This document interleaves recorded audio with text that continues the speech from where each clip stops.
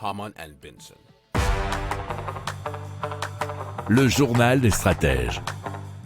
Allez, on va vous parler d'éclairage public qui va être coupé la nuit.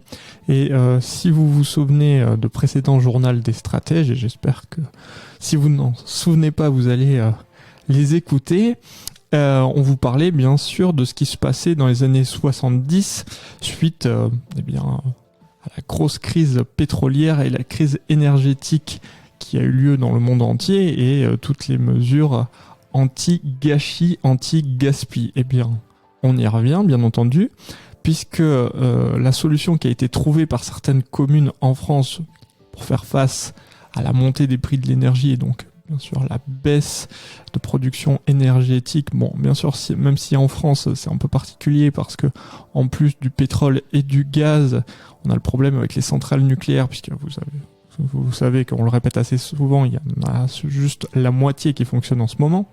Donc vous avez les communautés de communes du bassin de Pompéi, c'est près de Nancy en Meurthe-et-Moselle, en France bien entendu, nous dit bfmtv.com, qui ont donc trouvé cette solution, puisque le budget pour l'éclairage public est passé de 627 000 € en 2021 à une prévision de 1 million d'euros en 2022. Donc vous voyez, très forte augmentation, à peu près 50%.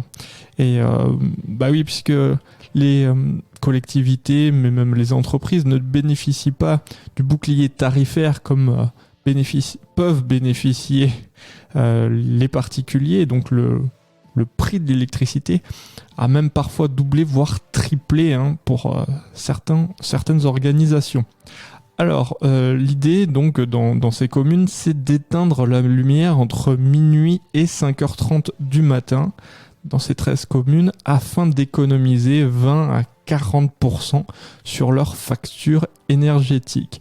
Mais c'est à mettre aussi en parallèle avec d'autres mesures qui ont été prises, notamment des piscines qui n'ont pas ouvert dans certaines agglomérations pour aussi faire quelques petites économies d'énergie.